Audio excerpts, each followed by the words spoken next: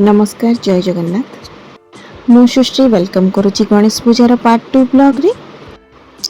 गणेश पूजा दिन सकाळ बेला तो समस्ते तत्तर बाहर की पलैले तो लास्ट ब्लॉग रे मु खाली सकाळ गणेश पूजा वीडियो मु शेयर करथिली केमती लियान गणेश मूर्ति बनैथिला केमती पूजा करथिलु आ संध्या बेले आमे टिके लाइट लगैथिलु आ लिचु लाइट लगे की टिके डेकोरेट करथिलु। तो आजिर ब्लॉग टी मु आपण मानक सहित आमर गणेश पूजा डेकोरेशन ता सहित ठाकुरंकर विसर्जन वीडियो मध्य शेयर करी। गणेश पूजार तृतीय दिन में आम ठाकुर को लेकिन विसर्जन कर केमी विसर्जन कलु आज ब्लॉग टी एम जाए देखूँ आपण मैंने देखिपारे। आशा करुँच आज ब्लॉग टी आपण मानक निश्चय भल लगे। जदि भल लगिला लाइक करदे कमेंट करके जनइबे केमती लगिला। जदि नुआ विजिट कर चैनल को सब्सक्राइब करेंगे और पाखरे थिबा बेल बटन को प्रेस करदे। चलते ताहले कंटिन्यू करबा आज ब्लॉग टी। हाँ जदि आपण माने लास्ट ब्लॉग टी हमर मिस कर जाइछंती तार लिंक मु डिस्क्रिप्शन बॉक्स रे दे देबी चेक करि नेबे। गणेश पूजा दिन लियान रो कुन्नी भाईटी आसीची रिशु से मध्य आम गणेश जी दर्शन करने पे आसीची।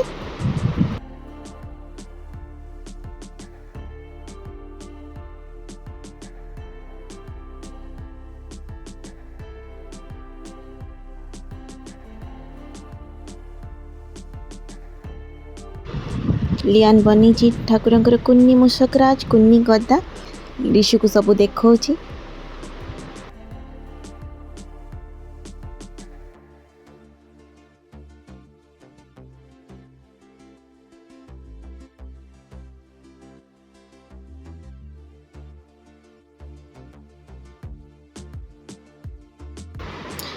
आज हूँ गणेश पूजार तृतीय दिन। तो लियान बाबू पुरी जाइथिले पुरी फेरिला परे ठाकुर को पूजा करुछंती आ ठाकुर को लेकिन आज विसर्जन करने को जीवे। प्रथमे आरती करिकी तापरे तांकर विसर्जन नीति आरंभ करिवो।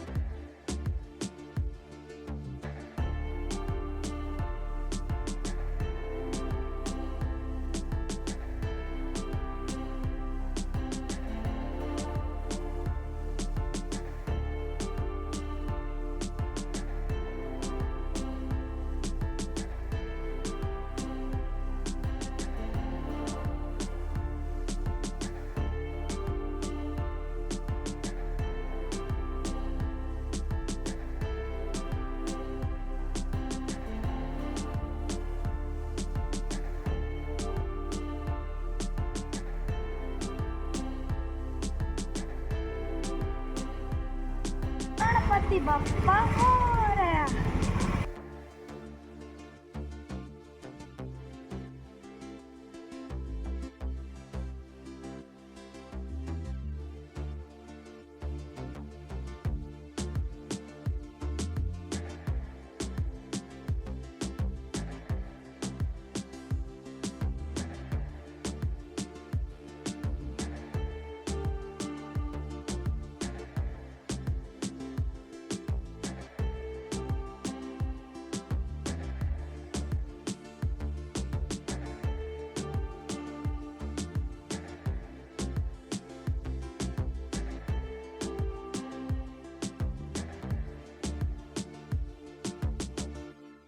बहुत जगह बुलला पर देखिले कोठी कम पानी अच्छी जोठी जाकि पाखरे ठाकुर को विसर्जन करहब सेमती जगह अटकिलु कहीं घर बाहर बेलू लियान कहला ठाकुर को पोल उपर फिंगानी सी तो ठाकुर ना केमती फोपाड़ी दबा आम जा ऊपर तड़क तो से आम जा जोठी कम पानी अच्छी सेमती जगह जोठी अलरेडी ठाकुर को किसी ठाकुर को विसर्जन करा जाइथिला आम से जगह नहीं ठाकुर को विसर्जन करदेलु।